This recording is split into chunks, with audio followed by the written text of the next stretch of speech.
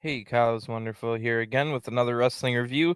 This time it's NJPW G1 Night 15 from August 10th, 2022, live from Hiroshima, Japan.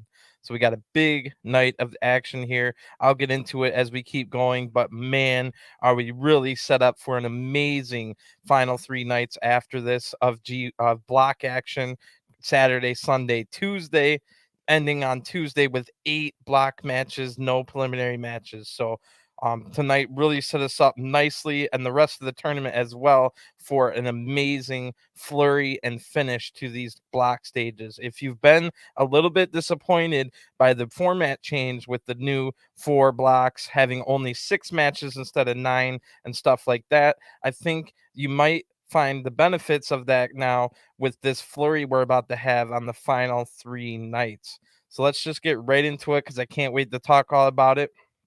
Our first match of the night was a 6-man tag match. And again, this is from Hiroshima, Japan. This will feature YOSHI-HASHI having the kick off the evening, leading 2 young lions to war against the United Empire. So before the tournament got underway, few expected YOSHI-HASHI to have a career best run, and to this point, he has probably done so. He's got a critical meeting Saturday, the next event. Um, in Tokyo against Ospreay. It was going to be crucial for that block. So if that indeed the case here, while the Young Lion partners make an experienced mismatch, YOSHI-HASHI's still going to be looking to prove to Ospreay that he's not to be messed around with. So we start night 15 of G1 Climax 32 with YOSHI-HASHI's music playing. The Young Lions Oiwa and Nakashima run past him. Eventually, they're followed by YOSHI-HASHI himself. So it's definitely weird to think of the almost 40-year-old YOSHI-HASHI as a senpai, but he definitely is. So YOSHI-HASHI, like we said, has had a great showing at G1 so far, showing that he has some of the hardest chops in the entire world. But he'll be up against it tonight against a 3-man United Empire team who's angry and with only 2 young lions as backup. So this might get a little bit messy now as United Empire make their entrance. No Gedo Khan, who has a league match later, but Henare, Ospreay, and Cobb come out looking confident and focused. Jeff Cobb's talking trash to the Young Lions here, and Ospreay cusses out YOSHI-HASHI. They'll meet in their next match, like I said. So Jeff Cobb tells the United Empire he wants to start by pushing Henare and Ospreay out of the way. So Cobb absolutely destroys Oiwa with a massive short iron lariat, and then surfs on his back to kick off this night of G1 action. Cobb now talks trash to Nakashima, who wants to come in, and he's on the apron. Cobb lifts Oiwa up on his shoulders, tags in Henare, who gets a wide open body punch here. Henare then unloads a ton of body punches, absolutely wrecking Oiwa here, and with a stiff kick for a 2 count. So there's still some fight left in Oiwa here. Now Ospreay tags in, and he's got a young lion that's damaged in the ring waiting for him. So Ospreay hits a back elbow and applies a chin lock while talking trash here to pretty much everybody that'll listen. Oiwa counters the next move, however, with a back body drop and is able to tag in YOSHI-HASHI, who's still alive in his G1 even after that tough loss last night to Yujiro. So YOSHI-HASHI comes in, hitting a headhunter blockbuster right away on Will Ospreay, but Will blocks the next move and hits a handspring kick to YOSHI-HASHI's head. Both men now tag out. It's Nakashima and Henare in.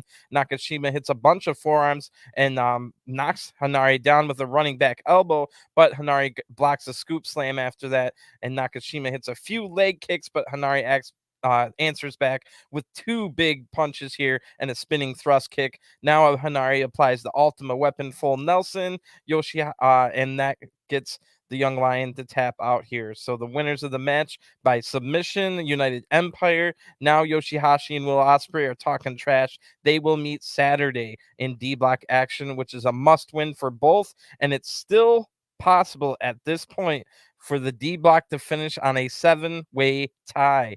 Everyone could finish with a 3-3 record, which is still an option this late in the G1. That would create a 7-way match. We don't know what kind of match, maybe a battle royal, maybe a 1 fall to a finish, but either way, that would be chaos. And I think the whole world is rooting for that to happen just to see what would happen with a 7-way tie and how that match would play out. But United Empire now cussing out everyone that'll listen as they leave, and Cobb has Yano and Tom Lawler still with a small chance in A block alive, but he will need some help along the way, as well as winning both of those matches. So Cobb's teetering on the edge here. But yeah, Ospreay and YOSHI-HASHI both still alive in that D block where everyone's alive. It might be a seven-way tie. We'll talk about that a little bit later on. But now we've got another tag match coming up next. This time it's Chaos represented by Tomohiro Ishii and Toru Yano taking on TMDK's K9 Connection, Bad Dude Tito, and JONAH.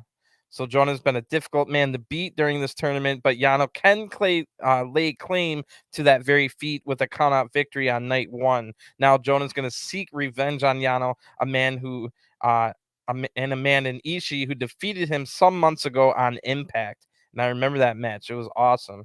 So TMDK K9 Connection comes out first. JONAH's still he's terribly mad about last night losing a countout victory or a countout loss to Archer, which will definitely remind him of his countout loss to Yano on the start of G1. So JONAH's no doubt going to be looking to destroy Yano tonight, who will also probably want Ishii to handle JONAH for him. You know how Yano is. So Chaos come out now. Both Ishii and Yano are 1-4 in G1 and have already been eliminated. Ishii was actually the first person to be eliminated out of anybody. JONAH now still has a chance with a 3-2 record and a match against Bad Luck Fale, but he will need Okada to lose again, either to Tom Lawler or Lance Archer, while still winning his match. Yano super scared, of course. Ishii gives him a look as to say, "Will you shut up? You're starting the match." So JONAH starts the match with Yano, and JONAH hits Yano a few times here. Yano eventually evades an attack, takes the turnbuckle pad off, but Tito now comes in so that Ishii comes in and takes out Tito with a shoulder tackle, but JONAH takes both men down with a double shoulder tackle. That looks great from the big 400-pounder. JONAH now tags in Tito, who stomps on Yano in their corner, and JONAH tags back in, applying a chin lock. Yano gets to the ropes, but JONAH hits a big headbutt in response.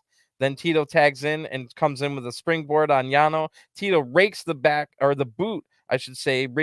across the face of Yano, and Yano gets double teamed when JONAH tags back in.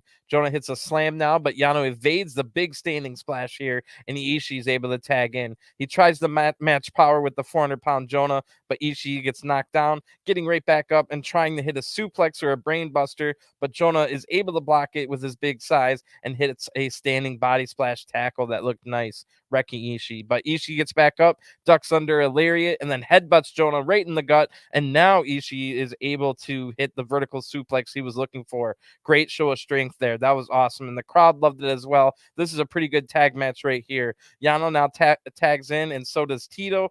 Tito sends Yano into the exposed turnbuckle that Yano exposed earlier. Yano is able to duck under the next attack. JONAH comes in and they double team Yano, ending with a blue thunder bomb from Bad Dude Tito. Ishii is just barely able to dive in time to break the pin.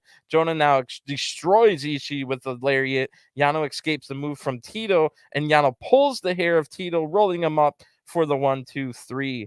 Your winners of this match by pinfall is Chaos here. So I guess that's why Ishii tolerates Yano. Ishii barely had to be in this match, and Yano was able to sneak them out with a win. So maybe both of these teams will be in World Tag League. It's something that we'll have to keep an eye on. That was a really good match, and JONAH definitely continues to impress everybody on this tour, and so does Bad Dude Tito. So I can see them both coming back to Japan a lot more after this, as well as Team Filthy, by the way. So we've got a 6-man tag match next before Taichi faces Jay White in the Switchblades Penultimate League match this Saturday. We get a little preview of him taking on Bullet Club, where Taichi might be able to take out Gedo to ensure that Gedo isn't there to mess with the match on Saturday. Jay White is still out. Potentially, the rumors are that Jay White suffered a heat stroke. He is out as a precautionary measure last night and tonight. He has confirmed that he has tested negative for COVID, and Jay White plans to be back for his league match, missing no league matches, only these 2 preliminary tags at the Hiroshima shows. So Jay White plans to be back for Saturday. Hopefully he can be there. Otherwise, that will create chaos. And no pun intended. So the new Bullet Club music, the DX version, hits now as Juice leads the team out with veterans Gedo and Kenta coming out behind him. Jay White's still out sick, like I said. Hopefully he can be back. We're told he'll be back on Saturday, but why would they say anything else? So Juice and Kenta both come into this match really mad and beat up. Juice got his head busted open by his own teammate ELP, sending his head through a table on Sunday, while Kenta had one of the hardest hitting matches of all of G1 Climax 32 just last night in the main event, losing to Naito. So they'll be hoping that Gedo can give them a rest tonight, and especially so that they don't get killed by Archer, who now comes out. Archer does, destroying Young Lions on his way to the ring. If Archer can defeat Okada on the final night, then Archer will win A Block with his big count-out victory over JONAH last night. So Taichi still has a small chance, but will have to beat Jay White on Saturday. And after losing to Tama Tonga last night as well, he comes into this match. It's not looking good for Taichi on that front. So Archer is now going to have start here. And Juice and Kenta try to convince Gedo to start the match. Like I said, both of them are beat up. They don't want to get in the ring with Archer here. Gedo, of course, doesn't want to get killed in there. The crowd's super loud here. They all want Gedo to get in there with Archer. So the Bullet Club does a rock, paper, scissors three-way here, and Juice loses to both men. So Juice is forced to start the match with Archer. Juice tries a headlock and a shoulder tackle, but fails on both. Juice then tries to stomp on the foot instead, but not getting much better luck. And Archer just slams Juice down, then mounts in the corner with some punches. Now Taka Michinoku tags in, and Archer slams him down, trying to hit Juice, but Juice moves out of the way, and Taka Michinoku crashes hard to the floor. And I forgot to tell you the other guy in this, it's Lance Archer, Taichi, and Taka. I don't remember if I ever told you. So anyway. Taka just got slammed down to the mat. Of course, here now Gedo is fine with tagging in now that it's Taka who's already hurt. So Gedo comes in, punches Taka once, throws him out of the ring, and Kenta hits some big strikes on Taka, hitting him into the ring post, then rolling him back in the ring. Gedo gets a 2 count after this. Gedo rakes the back while Juice takes some cheap shots now. Kenta tags in, rakes Taka's back twice here, and Juice now tags in, sitting. Hitting really bad looking shoulder thrust into the corner. Didn't look like there was much contact, and Juice did it like 15 times, and all of them looked terrible. Anyway, Juice now yells at the referee while Gedo and Kenta take cheap shots in the corner on Taka. Gedo now tags back in, and this has been super boring. Why would they need to cheat and to beat up Taka Michinoku? So this goes on forever with a bunch of cheap shots with Taka doing absolutely nothing. Eventually, Taka tries to poke Gedo in the eyes, but Gedo pokes his eyes in its instead. This happens a few times back and forth with Gedo always getting the upper hand. This match absolutely sucks. One of the worst of all the tour. So Taichi now tags in and puts his hands around Gedo's throat, then Juice's and Kenta's as well. Please end this match quickly. Taichi hits a hook kick now on Gedo, and Gedo ducks under an axe bomber, pushes So I think Gedo gets pushed out, but Juice now runs in and they knock Archer down and triple team Taichi. Gedo gets a 2 count off of this. Someone gets slammed into the parrot gate. We don't know who though. As Archer now, Gedo hits a thrust kick to the knee, but Archer is able to come in and save Taichi. So Taka then takes out Juice. Kenta takes out Taka. Taichi takes out Kenta, and Gedo tries to sumo wrestle with the much larger Taichi, who's a sumo wrestler background, and he has one sumo wrestle background, and then Taichi easily wins this with a Yokozuna forearm to get the 1-2-3. The winners of this match by pinfall, Suzuki-gun. So yeah, this was Suzuki-gun's first tag victory of the entire tour, where Taka didn't get beat for once. Archer knocks down Taka while celebrating here, and Taichi's microphone falls off of his stand as he's leaving. That is a very bad omen going into his match against Jay White. So like I said, this was one of the worst tag matches of the entire tour. There's been some good tag matches during this tour. That was not one of them. And of course, I think these are both the other match that Jay White missed last night was also terrible. So these guys were probably having to rewrite their match and stuff like that. But still, they were absolutely god awful. So anyway, we move on to the next one. Hopefully it's better. It got an 8-man tag match next. Bullet Club's Bad Luck Fale, Chase Owens, Sho, and Yujiro Takahashi take on Los Ingobernables de Japón, Bushi, Sanada, Shingo, and Naito. So 8-man tag match sees Bullet Club take on LIJ 24 hours after Sanada and Chase Owens meet in a tag action. After we saw Sanada take out Chase Owens last night in the G1. So maybe looking for revenge here with Naito probably still hurting from last night's main event, really hard hitting one. So the original Bullet Club music now hits as 3 of the longest serving members of Bullet Club come out: Bad Luck Fale, Yujiro, and Chase Owens, along with Sho. So all 4 LIJ members now get their own entrances, starting with Bushi, then Sanada, Shingo, and Naito. Chase Owens goes over the English commentary to complain that his leg was under the rope in his loss against Sanada last night, which it was. Just like Zack Sabre Jr. against Tanahashi, the referee missed the call. Twice that's happened now. It was awkward. It was awkward for both of them big time. So anyway, Sanada has a small chance still in B block, but he'll have to hope Jay White loses. Shingo, on the other hand, has a great chance in the D block, where seemingly everyone else has a chance in the D block as well. So that's not Shingo still has a lot of work to do. Naito, who came back from being down 0-2 at the start of the tournament, is now 3-2, but Naito will be eliminated if Tanahashi wins the main event tonight against Gedo. So that's something Naito said he's going to be watching that match very closely. Yujiro now says something to Chase that makes Chase laugh out loud here. I really wish I knew what was said there. Bullet Club now tell LIJ to hurry up, so they kind of do, actually. And Bullet Club are now about to do the too sweet, but then they attack LIJ instead. And if you watch Yujiro, he never even put his too sweet up. He was just ready for the attack. It was funny. Anyway, Sanada now gets stuck in the ring with Sho and Chase to start the match, but Sanada is able to take out Sho and put Owens in the Paradise Lock. Sho then attacks Sanada from behind and is able to free Chase from the ball by moving him over on his flipping him over anyway, from his stomach to his back. So Sho will start the match with Sanada, as some of the other guys have already been brawling on the outside a little bit. Sanada rakes the eyes here, not willing to put up with any of Sho's crap, just rakes the eyes hardcore here, driving Sho into the LIJ corner, and now Naito tags in. Naito immediately hits the combination cabron on Sho, then tags in Bushi. They try to hit a double team here, but Yujiro is able to pull his former tag champion partner Naito out of the ring.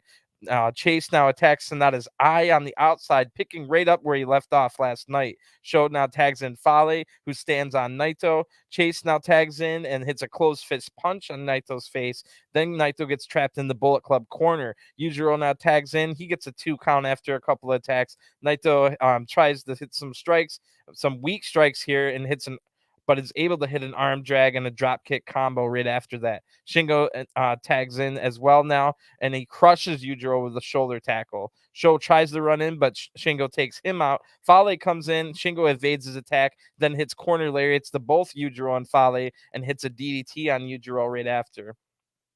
Shingo just made this match good after it was pretty bad before that. It was kind of picking up where that last bad match left off. But now when Shingo came in, really good stuff here. Yujiro has to stop the fun immediately with a bite to the hand, and Sho grabs the leg of Shingo. Yujiro hits the Yakuza kick, and Chase now tags in. Him and Shingo have a striking exchange here where Shingo hits a Yukon lariat, then tags in Bushi, who goes to the top rope and hits a nice missile drop kick. Sho then runs in, and but a T. Harris from Bushi takes Sho out. Bushi now dives to the outside on the Chase. Chase blocks a Bushi spinning neckbreaker attempt right after that, and Fale takes a cheap shot on Bushi from the outside. So Naito stops Owens now from hitting a package pile driver on Bushi. Sanada comes to help out, take out Fale. Sho now hits a nice German suplex on Sanada. Shingo hits a double DDT on Yujiro and Sho, and then Chase takes out Shingo.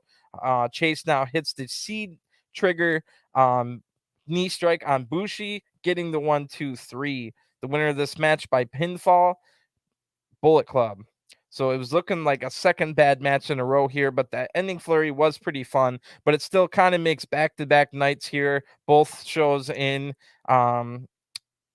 Hiroshima, where the first 2 tag matches were great, and then the second 2 tag matches were pretty bad. But this one at least had a pretty good ending. Yujiro's now talking trash with Shingo. Those two have a match on Saturday with everything still on the line in D block. Every match means a lot. Chase then steals some of the LIJ stuff so that they can sell them later on eBay, keeping with Chase's gimmick of needing money or wanting more money at least. So it's time for intermission now. When we come back, Lance Archer will be on commentary. He was pretty good his first time, but he was way better and more comfortable this second time. Same thing happened to Tom Lawler. So the second time both of those guys were on commentary, they were way better. ELP, on the other hand, he was kind of better on the first one, but he was trying to sell that he was upset about losing that match against Juice by hitting Juice in the head with a chair, getting himself disqualified. So that made sense on a character standpoint. Speaking of character standpoint, when Archer's on commentary, he's like the nicest man on the planet, someone you could see having like tea parties with his daughter and stuff, not the madman that we're normally used to. So it's kind of funny. But anyway, Archer will have a great chance to win A block, and tonight he gets to be on commentary in the semi-main event with Okada taking on Filthy Tom Lawler in the A block in a big match.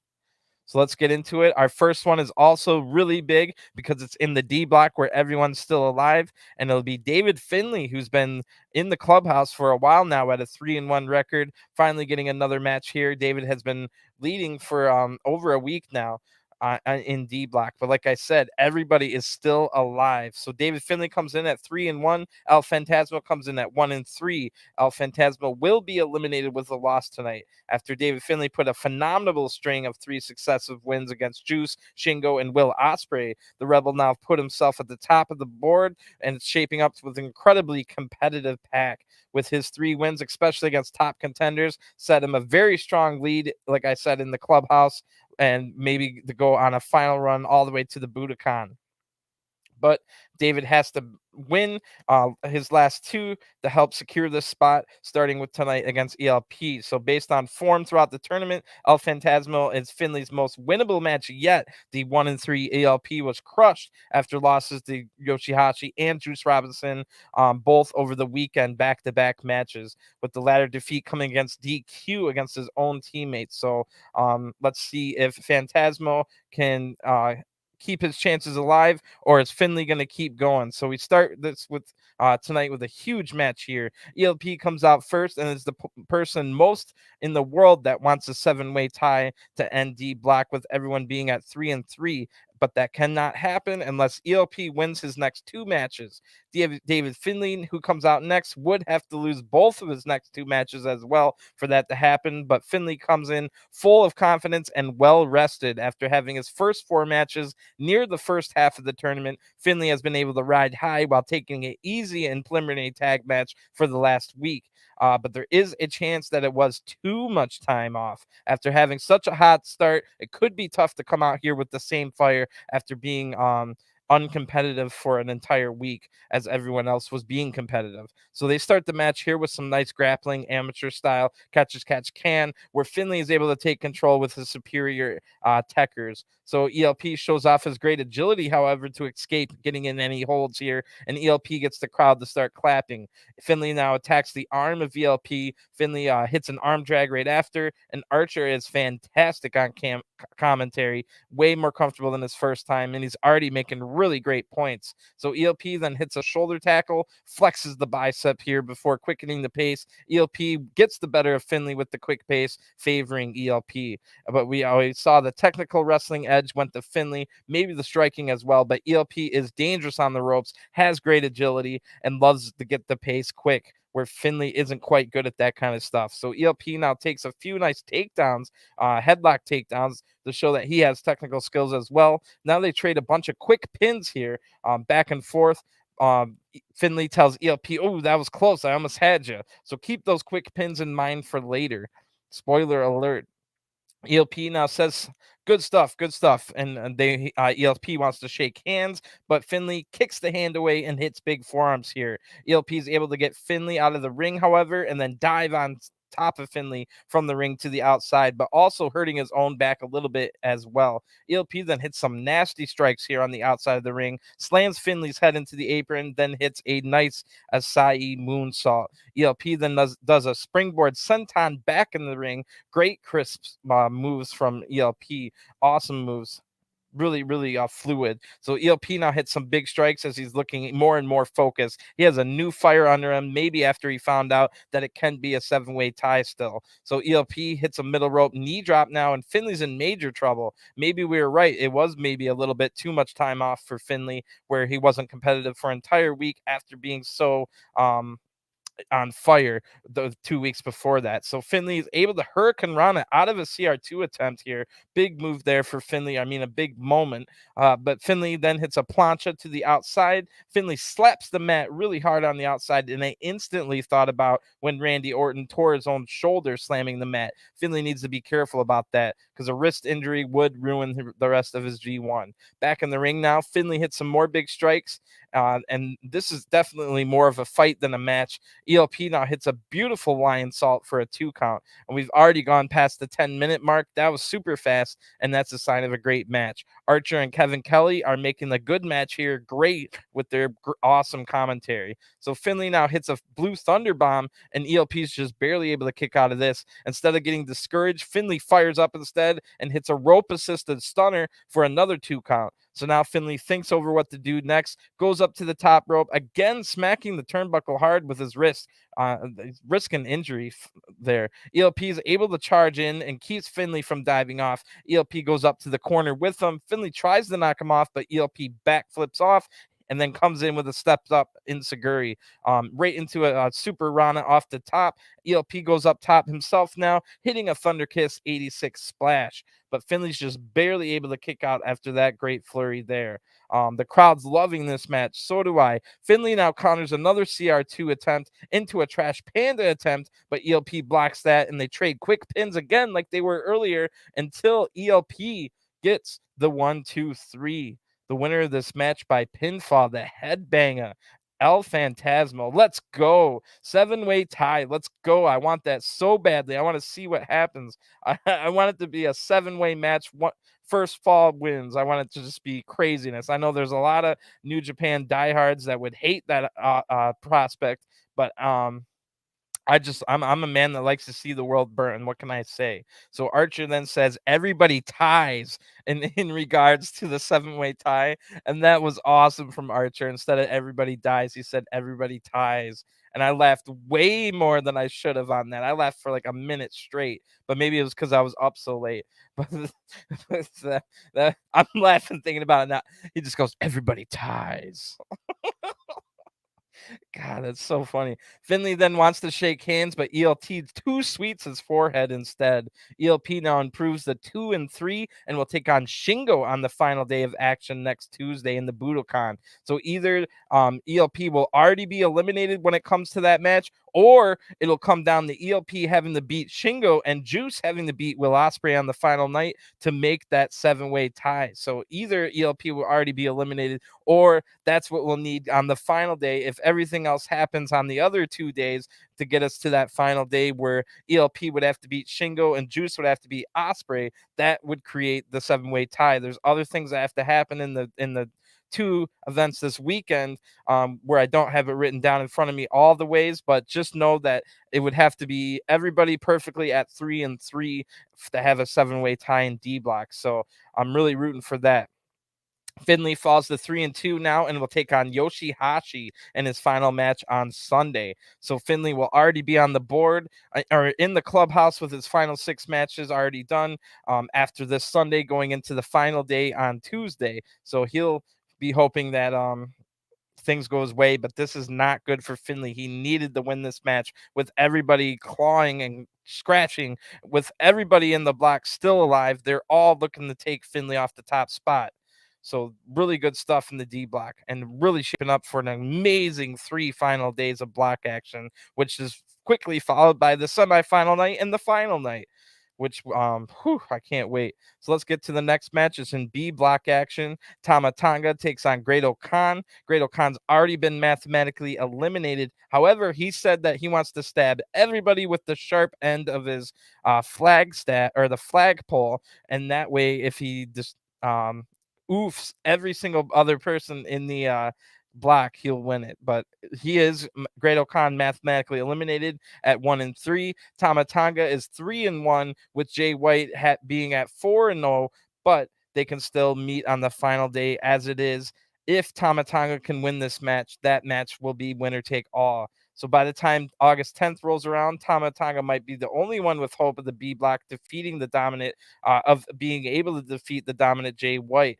To keep this hope alive, however, the good bad guy has to come out with the Hiroshima doubleheader here, winning last night, and he's going to have to win tonight as well. He got a big win over Taichi last night, now has to take on Great Khan. So can Great Khan spoil this and get considerable traction for himself in the process? So Great Khan comes out first, then Tama Tonga alongside Gedo, of course.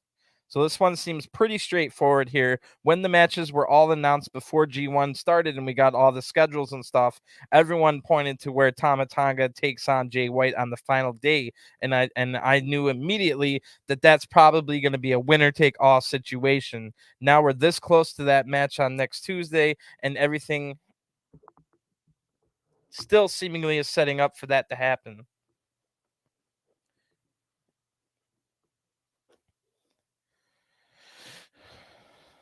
So sorry about that. So yeah, this seems pretty straightforward going into this match. But you never know. Maybe Great Khan gets the win here to bring back like Sonata and Taichi into the race as well. So Tama Tonga starts strong here, but Great Khan is able to. Sorry.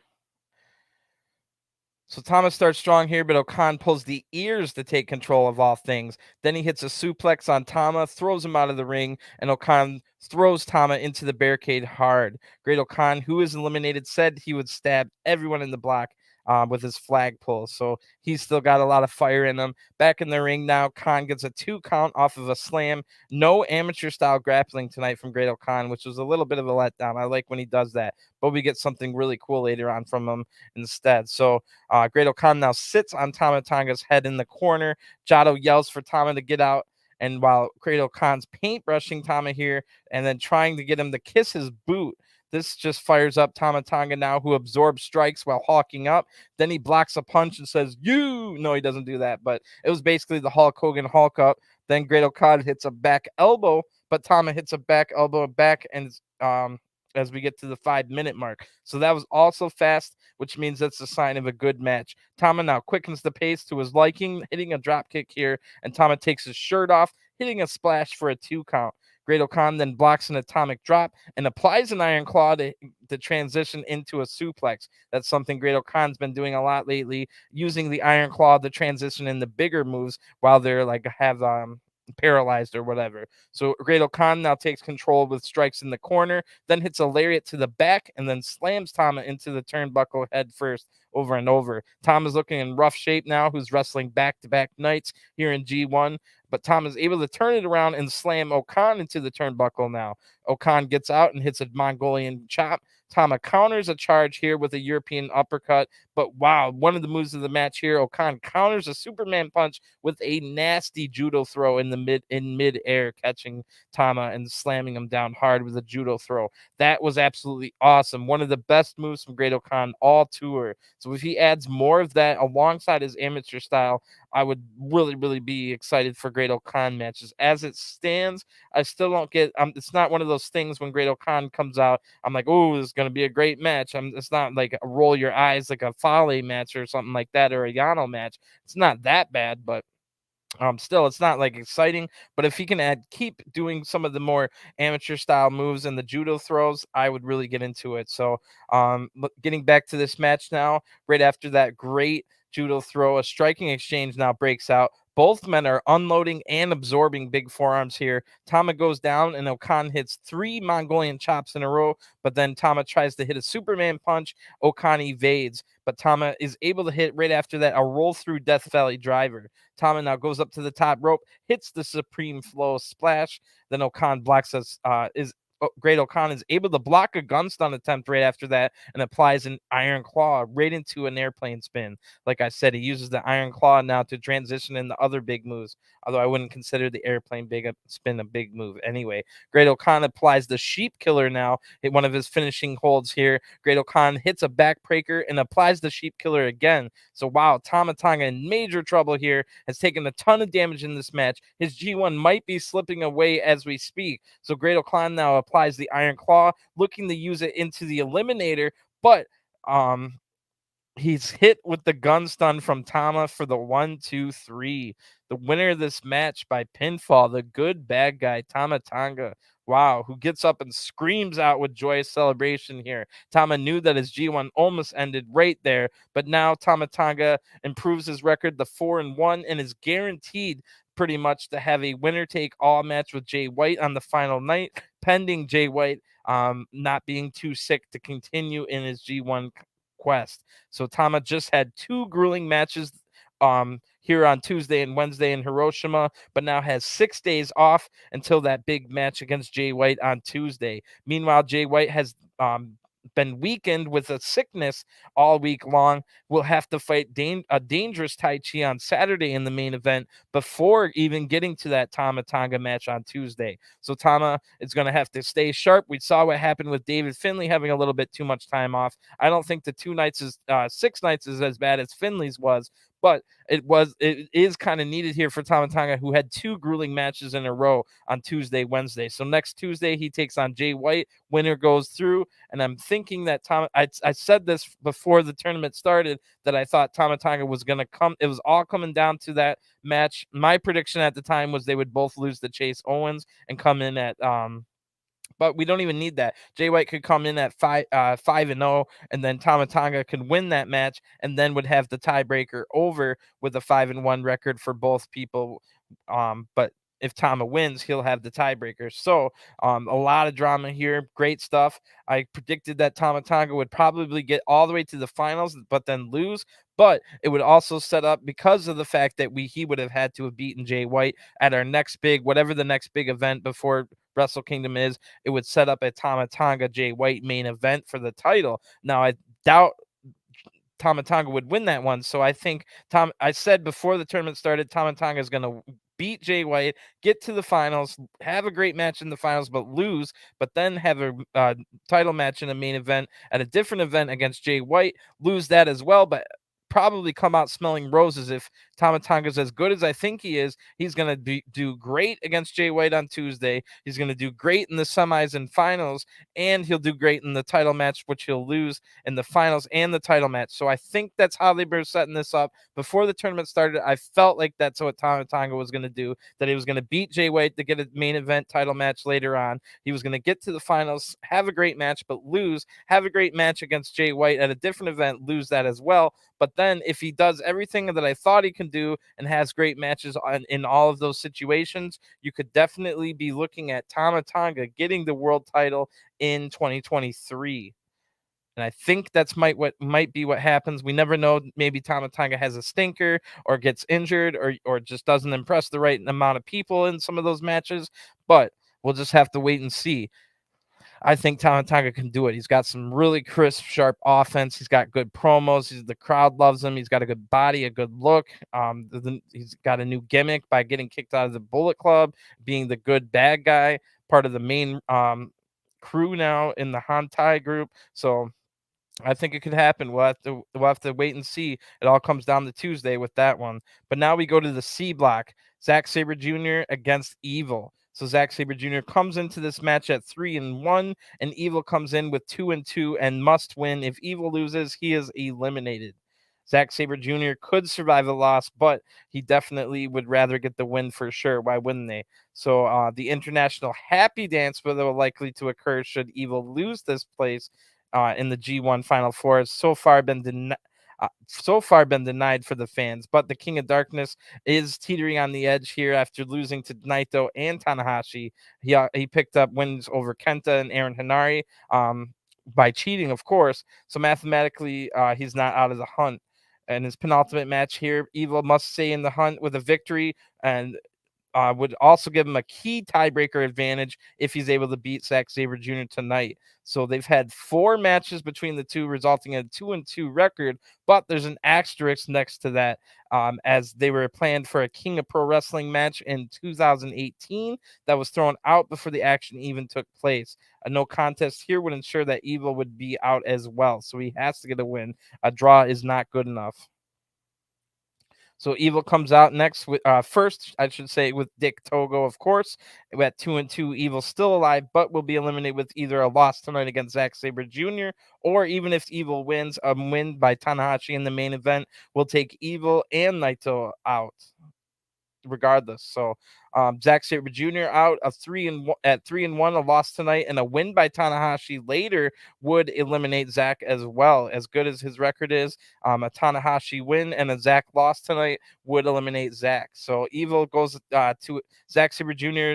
comes out. He's got a hat on. He's got a jacket on. So you know something was up. Zack Sabre Jr. never wears like a ball cap like I'm wearing right now. So Evil goes to attack Zack, but it's really Young Lion Fujita in the jacket of Zack Sabre Jr. wearing a hat. So now Zack appears. He grabs both Dick Togo and Evil, putting them in holds, leading them to the ring. But they're able to overtake Zack here, and a brawl starts outside the ring without the bell even ringing. So now they get in the ring, and the match starts. Dick Togo grabs the leg of Zack here, and Evil attempts everything as Evil already, but Zack counters that into a bridging pin for the 1-2-3. The winner of this match by pinfall, Zack Sabre Jr. Wow, we just had by far the shortest match of the G1.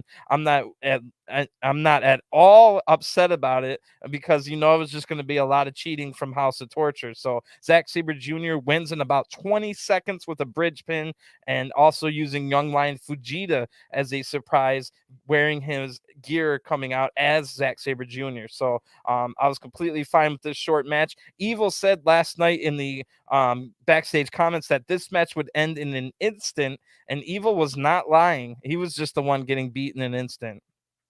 So the next 2 matches are big ones, and I'd rather just get to those now. So that's why I was completely fine with this quick match. It raises the chance as well that both matches are going to be long. So this event had only lasted 2 hours so far as we get to our final 2 matches. So depending on what happens in the main event, we'll see where Zack Sabre Jr. sits on the table once Tanahashi and Gedo have their but Zack Sabre Jr. is in a good spot right now. So we've got our semi-main event. It's a big one in the monster block, A block. Kazuchika Okada taking on Filthy Tom Lawler. Okada comes in at 3-1 with Tom Lawler 2-2. Lawler will be eliminated if he doesn't get the win here. So a draw or a loss will eliminate Tom Lawler.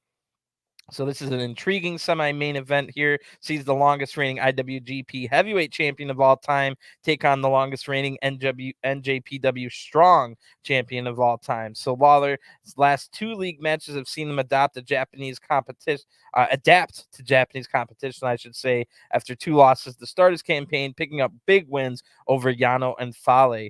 So Okada represents a whole extra level of competition here for the Filthy One. After August 7th, incredible main event against JONAH proved that the Rainmaker was not impervious to defeat in this year's G1, while they're certainly not without hope after seeing that he has more than a fighter's chance against the 2021 G1 winner. Can he come through with the biggest win of his dual combat sport career? Tom Lawler comes out first with Royce Isaacs holding an umbrella over Tom to shield him from the Rainmaker Okada. Love that. The announcers just kind of said, "Oh, it's shielding them from the sun." Are you kidding me? He's taking on a guy named the Rainmaker. Come on. Use your head.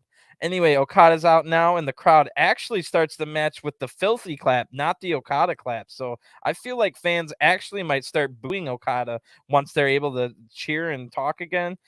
It's kind of like, it depends where they are, but like I feel like in Osaka, like they would definitely boo Okada and cheer Jay White, and like and Jay White's like one of the biggest heels in the company. So it's getting a little weird. It'll be interesting to see what happens with Okada in the next year or so. We're getting some of the people are going to be able to cheer coming up in only a month's time. So it'll be interesting to hear if anybody boos Okada once they're able to talk, because they're definitely 100% behind Tom Lawler in this match. Who, to be fair, the people have loved Tom Lawler's antics since he's gotten to Japan. So Tom is right away. It starts with some grappling, and Tom Lawler's almost able to break Okada's wrist right away here. So Okada tries a rainmaker right after that because he noticed how close he was to having to tap out or break his wrist right away. So Tom is able to easily counter this rainmaker attempt because Tom's at 100.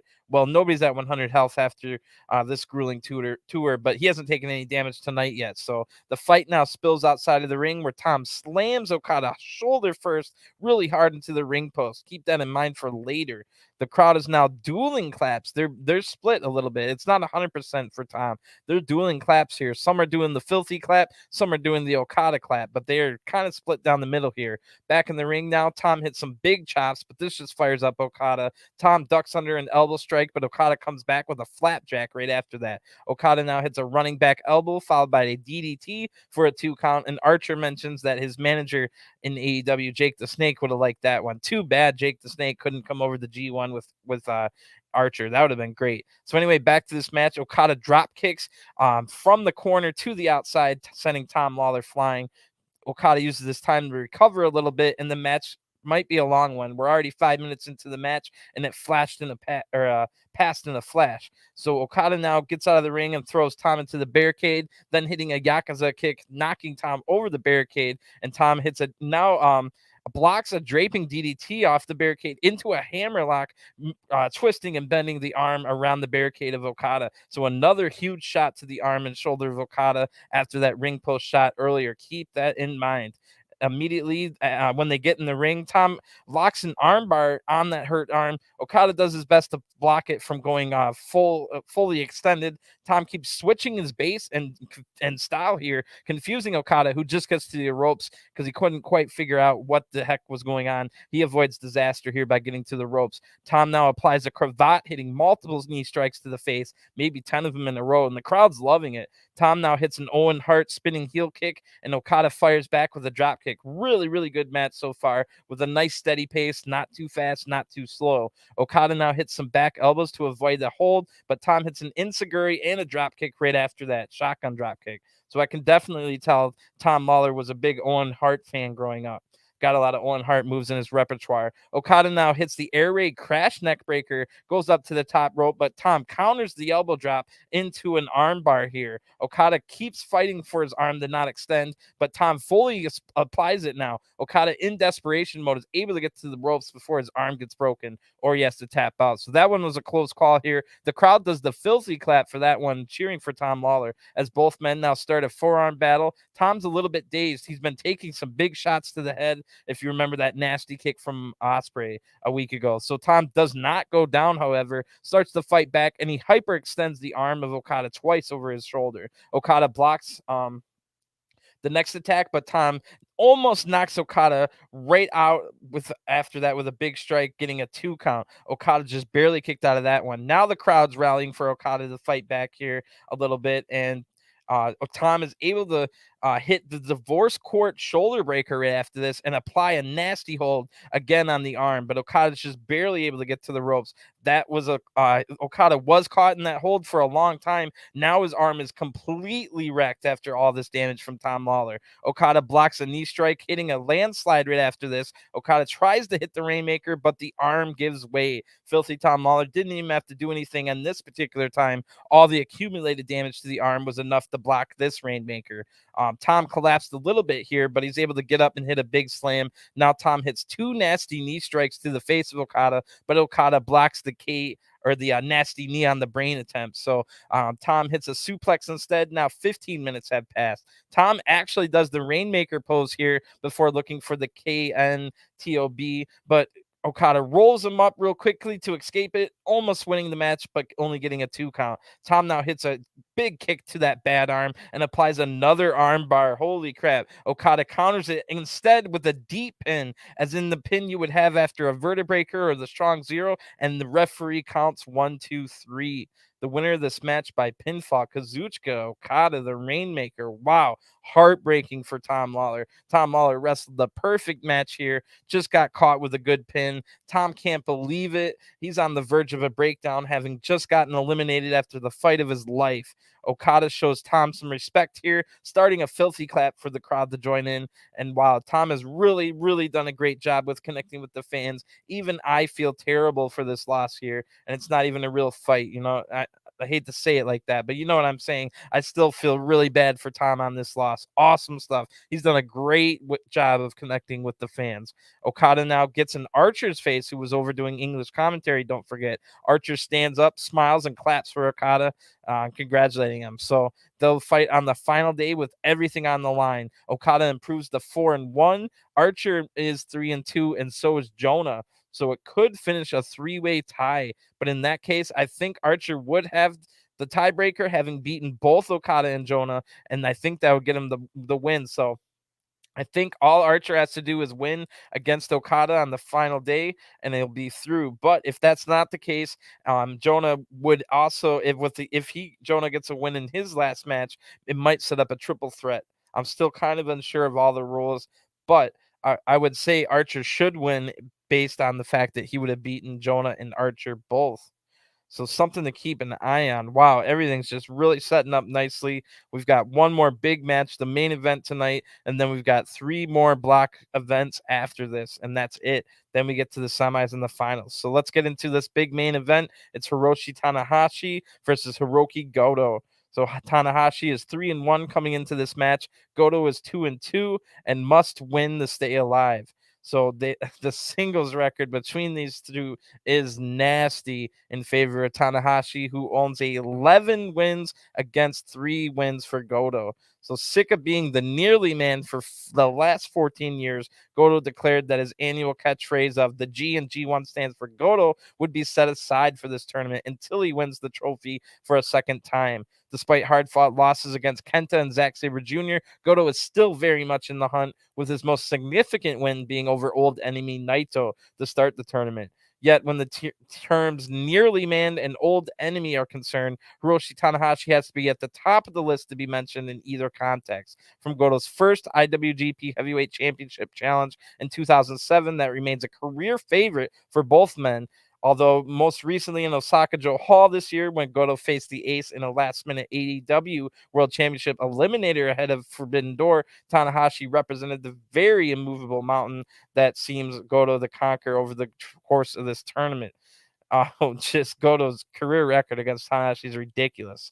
So, this is going to be a big one. So Goto and his amazing music hits first as he comes out. There's a lot of factors that combine to make me think that Goto is the clear favorite to win this match. First of all, it would seem weird to have Naito battle back from 0-2 just to lose, just to be eliminated before his final match. Since if Tanahashi wins this, he eliminates Naito without Naito wrestling his final match. So first of all, I thought Goto was always going to win because of the fact that Naito battled back from 0-2. It would be weird to have him be eliminated before the final match. Also, that nasty record that Goto has against Tanahashi seems like Goto's due. Third of all, Tanahashi was a complete dick to Goto over the last day.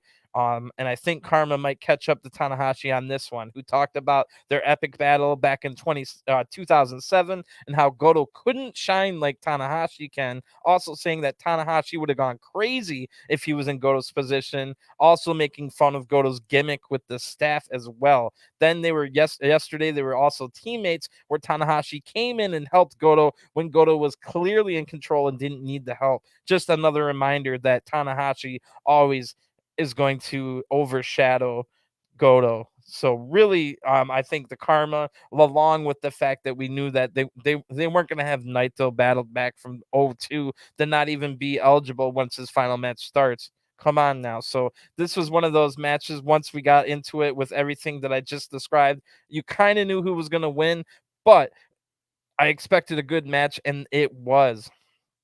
So Goto start this match with a lot of aggression, but so does Tanahashi as well. Both men are coming into this match with a lot of aggression.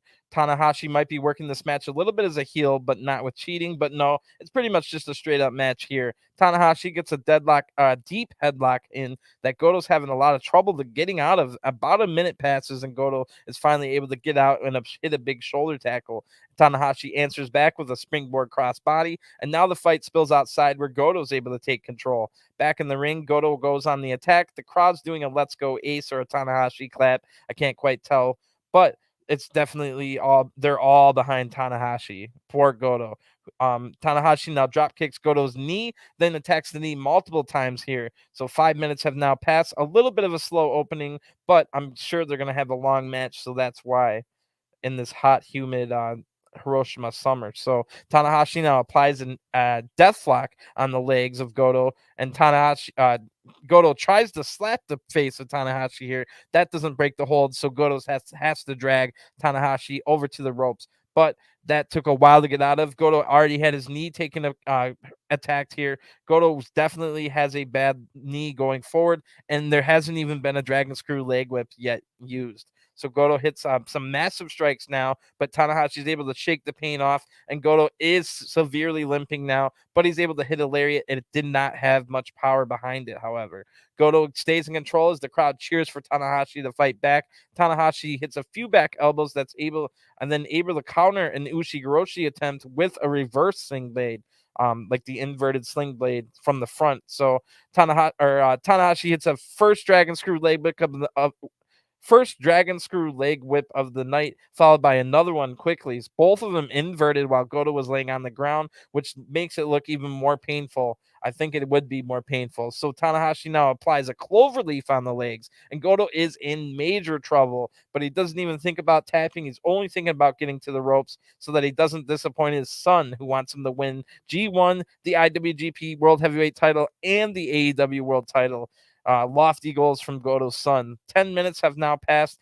Goto is able to get out of that hold. He rolls to the apron, but Tanahashi catches him before going out.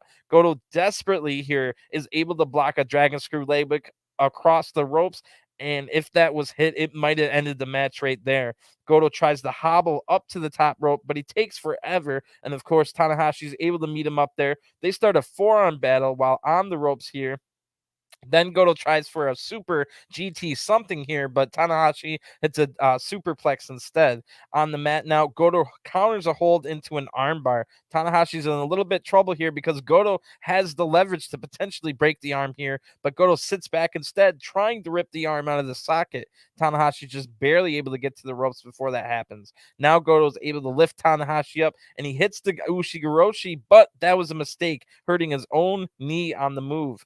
Tanahashi then blocks a GTR attempt, but Goto blocks the twist and shout right back. Another forearm battle now breaks out. We're not even halfway through the time limit. Both men look spent. I don't think this one's going 30 minutes for sure. Definitely in the latter stages of the G1, hot and humid Hiroshima summer, and they both look tired, and they both here knock each other silly. They both hit big shots here, both going down hard. Tanahashi accidentally falls forward, hitting Goto right in the yam bag with his head. Tanahashi then gets up, hits a sling blade, goes up to the top rope, hits the high fly flow on the standing Goto.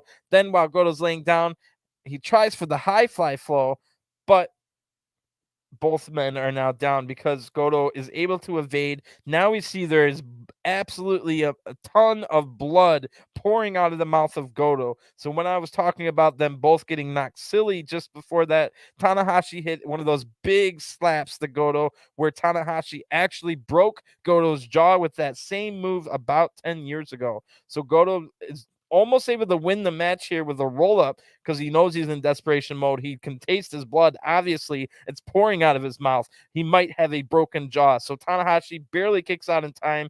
Then he's the first up. But Goto is able to catch the attack here and hits a one-man shoto with dropping Tanahashi off the rope and hitting it. So Goto is just bleeding all over the place, maybe has a broken jaw, but Goto is able to yell out and lines up and hits the massive kick to the chest. Tanahashi now rolls Gedo up, and I thought it was over here, but Goto's just barely able to kick out. Tanahashi now hits 2 twists and shouts in a row, but Gedo hits a huge Shoten Kai into a GTR for the 1-2-3. The winner of this match by pinfall, Hiroki Goto. And wow, even though if you're like me, you all pretty much figured Gedo was going to win this match for all the reasons I described. But still, Tanahashi had me a few times in this match, and the fact that Gedo had to potentially fight through a broken jaw just to get this win. So Gedo, wow, what a match. Props. And we've got 2 really, really super hard-hitting main events in a row here in Hiroshima. Great stuff. Great, great, great stuff. Goto's now alive at 3-2, but might have to pull out of his last match if his jaw is indeed broken. He'll have 6 days to recover from that. He'll be on the final day of block action on next Tuesday in the Budokai against Evil. So Tanahashi falls to 3-2 as well, and he will be in the main event Sunday for his final match of G1 block state C block against KENTA. So a big main event match against KENTA. Naito also joining those 2 on 3-2 will take on block leader Zack Sabre Jr. on the final day. Zack Sabre Jr. now leads the block on his own at 4-1, but Zack does not hold the tiebreaker against a few of those guys, but has a huge match against Naito. If Zack Sabre Jr. wins that match against Naito on the final day, Zack Sabre Jr. wins C block. If Naito wins, however, we could end up with Goto, Naito, Zack, all tied at the end with 4-2, alongside the winner of whoever wins Tanahashi KENTA. KENTA has to win a match before that, but I think KENTA will, and then that will set up a huge match in the main event of Sunday in Nagano. So, wow. Whew. That takes us to the end of tonight's event. Let's just take stock of how great these next 3 events are going to be. So all the blocks are really close. I just described what all the factors of C block. That's the one we just finished with Goto, Naito, Zack Sabre Jr., Tanahashi, and KENTA all still alive. With only 3 events left to go, and everybody on there. Well, not everybody. KENTA still has 2 matches, but B block. Even with Jay White at 4-0, it could still come down to the final match on the final day, Jay White against Tama Tonga, who have a huge rivalry. So that's great right there. I'm sure that's what's going to happen. So we know that B block is going to be coming down to the end. A block could also be won on the final day, or it could turn into a 3-way tie where we don't know what would happen out of that. But with Archer and Okada, also with JONAH still alive. So D block is the closest one, still with a chance of a 7-way tie with everyone at 3-3. Everybody in D block is still alive. They're all going to be fighting and clawing, especially the guys that know that they're down and they need to make it all 3-3. So holy crap, this is going to set up for an amazing, amazing, amazing final 3 days before the semifinals start on next Wednesday. So at this point, I think we're guaranteed almost at least one playoff match to decide the group winner, maybe even multiple, and maybe even that freaking 7-way tie for D block. I know, like I said, a lot of the purists, a lot of the diehard New Japan guys who've been ride or die for decades would hate the possibility of a G1 block being decided in a 7-way match. But like I said, I'm the kind of guy I like to see the world burn. I like chaos, and that sounds amazing. So just to sum everything up, we've got Saturday, Sunday, Tuesday. Those are the final days of blocks. I think on Saturday, we've got 5 block matches. On Sunday, we're decked down to 4, but then on next Tuesday in the Budokan, 8 block matches, no preliminary tags. There's only going to be maybe 2 or 3 of those 8 that are going to be meaningless. It looks like we're setting up for at least 5 super meaningful matches on the final day on Tuesday after the next 2 this weekend. So really looking forward to it. I think a lot of the people that were hating the new format are going to fall in love with the flurry on the final 3 days here of the block action. And don't forget, it just goes right into the semifinals and finals right after the final day at Budokan. On Tuesday, it's Wednesday, Thursday, also at Budokan for the semis and finals, where we might get a playoff match as well. So I'm really looking forward to that. I'll be out with either later today or tomorrow with the backstage comments from this big event. I'm sure a lot of great things are going to be said. So tune back in. I know they put out all the backstage comments for free for everybody, but not everybody wants to read the subtitles, and also I can cut it down in half the amount of time. If it's a half-hour show for the backstage comments, I can give you everything that everybody says, and I'll read it out like with at least a little bit of emotion, and I can cut it in half. If it was a half hour, I can get it down to about 15 minutes. So check out if you're interested in the G1 reviews, definitely check out the backstage comments as well. So I'll be back later on with that. And of course, I'll be here this weekend for the big show in Tokyo and Nagano. And then, of course, Tuesday, Wednesday, Thursday next week at the Budokan. Thanks for tuning in. Enjoy your time. And I can't wait. Thanks for you guys have a good one. Peace.